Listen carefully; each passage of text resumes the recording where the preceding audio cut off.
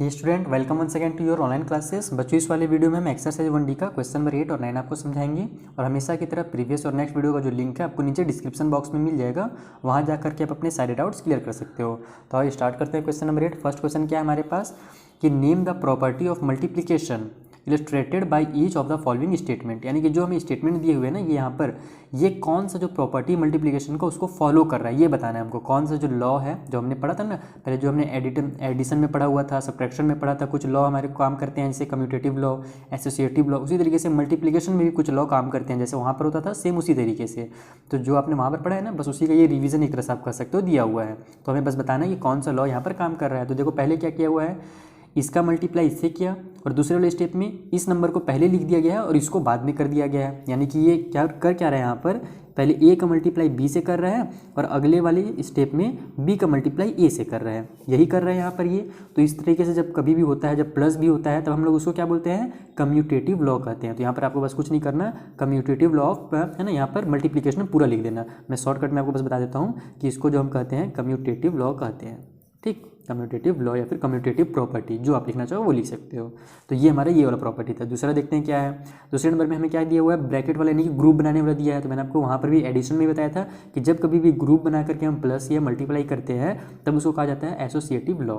जैसे यहाँ पर पहले 2 और ये 7 वाले का किया ग्रुप बना करके, उसके बाद 9 वाले को कर रहा है मल्टीप्लाई, और इस साइड पहले 7 और 9 को मल्टीप्लाई किया गया ग्रुप बना करके, 2 वाले को उसके बाद किया जा रहा है।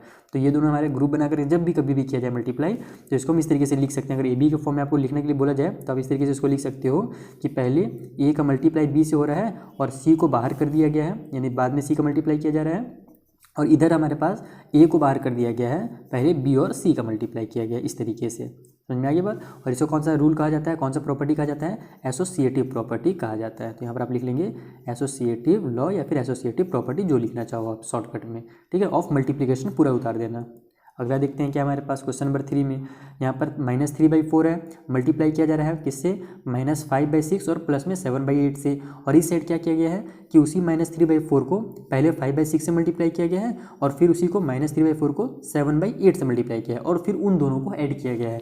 जैसे हमारा यहाँ पर वेरीफाई वाला क्वेश्चन था ना, उस तरीके से यहाँ पर हमें बना करके दिया हुआ है। तो इसको मैंने आपको वहाँ पर ही बताया था, इस टाइप से जब होता है तो इसको डिस्ट्रीब्यूटिव लॉ कहते हैं।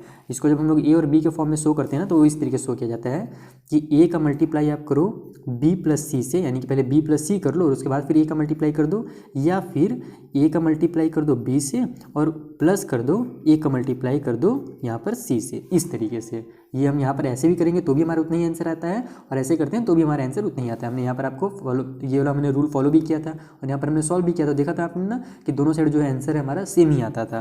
तो ये वाला हमारा रूल यहाँ पर फॉलो होता है और इसको बोला जाता है डिस्ट्रीब्यूटिव लॉ। तो यहाँ पर आप लिख लोगे इस तरीके से, डिस्ट्रीब्यूटिव लॉ। ठीक है, अगला देखते हैं क्या है हमारे पास, 1 से मल्टीप्लाई कर रहा है। तो जब कभी भी 1 से मल्टीप्लाई किया जाता है तो उसको कहा जाता है मल्टीप्लिकेटिव आइडेंटिटी। ये चीज़ आपको ध्यान रखना है। देखो यहाँ पर -16/9 है, उसका 1 से किया, फिर 1 का मल्टीप्लाई -16/9 से किया, तो उतना ही आंसर आता है। जब कभी 1 से किसी नंबर का मल्टीप्लाई होता है ना, तो वही नंबर जो है आंसर आ जाता है। इसको आप इस तरीके से लिख भी सकते हो कि ए का मल्टीप्लाई यहाँ पर 1 से किया जा रहा है, तो आंसर जो हमारा है ए ही आएगा। समझ में आ गया। और इसको कहा जाता है मल्टीप्लिकेटिव आइडेंटिटी। ठीक है, मल्टीप्लिकेटिव आइडेंटिटी, ठीक है, ऑफ मल्टीप्लिकेशन। ये पूरा आप चाहो तो लिख सकते हो, तो इतना भी काम चलेगा। उसके बाद अब अगले वाले में क्या कर रहा है कि -11/15 था, उसका मल्टीप्लाई कर दिया गया 15/-11 से, यानी कि उसके रेसिप्रोकल से मल्टीप्लाई कर रहा है। जैसे हमने इस चैप्टर के स्टार्टिंग में पढ़ा था एक्सरसाइज 1D के, वो काम यहाँ पर कर रहा है। उसके यानी कि अपोजिट से उसका मल्टीप्लाई कर दे रहा है, इनवर्स से मल्टीप्लाई कर दे रहा है। समझ में आ रहा है ना। यहाँ पर देखो पहले -11 का 15 से किया, फिर 15 का -11 से किया, और इस साइड हमारा 15-11 का -11/15 से किया, तो आंसर हमारा 1 आ जाता है। तो इसको क्या कहा जाता है, इस प्रॉपर्टी को मल्टीप्लिकेटिव इनवर्स कहा जाता है। और इसको हम इस तरीके से लिख भी सकते हैं कि हमारा यहाँ पर पहले a/b कर रहा है और उसके बाद फिर मल्टीप्लाई b/a कर दे रहा है, तो उससे जो आंसर होता है वो हमेशा 1 आ जाता है। और इसको ही क्या कहा जाता है, मल्टीप्लिकेटिव इनवर्स कहा जाता है। समझ में आया। तो यहाँ पर हम मल्टीप्लिकेटिव इसी तरीके से उतार लेना और इसको बोलेंगे इनवर्स, पूरा इसका नाम जो होगा। उसके बाद जब 0 से मल्टीप्लाई किया जाता है, तो किसी भी नंबर का 0 से मल्टीप्लाई होगा तो आंसर 0 ही आ जाएगा। तो इसको हम लोग इस तरीके से शो भी कर सकते हैं कि a का मल्टीप्लाई जब 0 से होता है तो 0 आ जाता है, और इसको कहा जाता है मल्टीप्लिकेटिव प्रॉपर्टी ऑफ 0। और कुछ नहीं, सिंपल से एकदम मल्टीप्लिकेटिव प्रॉपर्टी ऑफ 0, इतना से लिख देना और ये कंप्लीट हो जाएगा।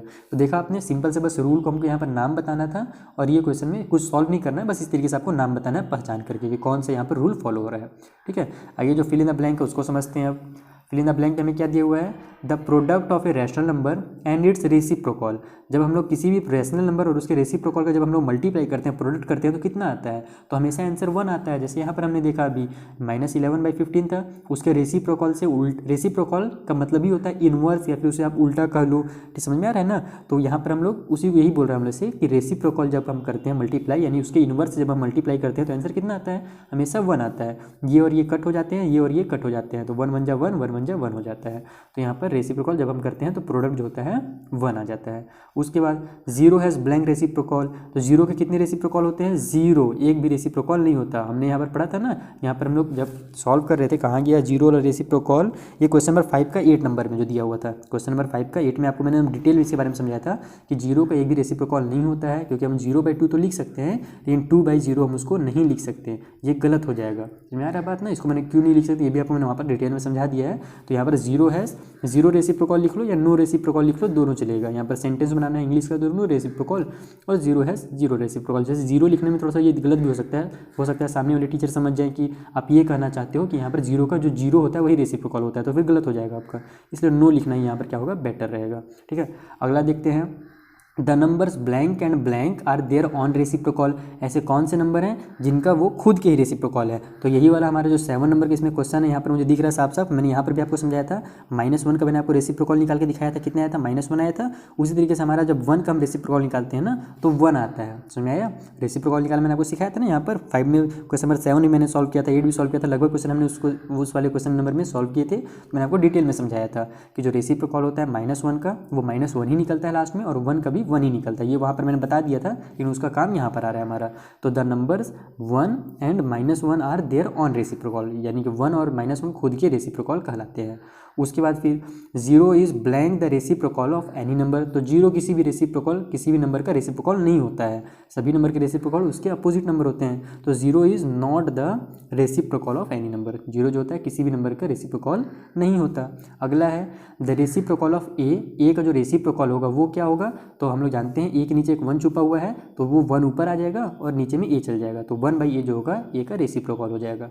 उस तरीके से 1/a का रेसिप्रोकल क्या होगा, ए ऊपर आ जाएगा तो a/1 लिखेंगे हम, तो नीचे 1 लिखने का जरूरत भी नहीं है, डायरेक्ट हम इसको a लिख देंगे, तो 1/a का रेसिप्रोकल a हो जाएगा। रेसिप्रोकल मतलब होता है उल्टा, ऊपर वाले को नीचे, नीचे वाले को ऊपर भेज देना, समझ में आया बात। उसके बाद the reciprocal of positive rational number, तो पॉजिटिव रैशनल नंबर का जो रेसिप्रोकल होगा ना वो पॉजिटिव ही निकलता है हमेशा। जैसे हम लोग वो एडिटिव इनवर्स पढ़ रहे थे, उसमें तो अपोजिट होता था, यानी कि अगर प्लस वाला है तो उसका माइनस होगा, माइनस वाला है तो प्लस होगा, लेकिन मल्टीप्लिकेशन में ऐसा कुछ नहीं है। हमने देखा था ना, जैसे कि -7/24 लिखा हुआ है, तो इसका जो हमारा रेसिप्रोकल निकलता था वो कितना निकलता था, ये बस ऊपर चल जाता था 24 और ये नीचे आ जाता था 7, और माइनस का साइन ऊपर में ही रहता था। तो देखो माइनस वाले का जो रेसिप्रोकल निकला वो माइनस ही निकला, तो माइनस वाले का माइनस ही रहता है और प्लस वाले का प्लस ही रहता है, समझ में आ गया बात। तो यहाँ पर रेसिप्रोकल नेगेटिव का नेगेटिव ही रहेगा, ये चीज़ आपको ध्यान देना है, आ गया नेगेटिव। तो आई होप आपको समझ में आ गया होगा क्वेश्चन नंबर 8 और 9। मिलते हैं नेक्स्ट वीडियो में, जहाँ पर मैं आपको आगे के एक्सरसाइज इसी तरीके से कॉन्सेप्ट के साथ समझा दूंगा। Thank you for watching.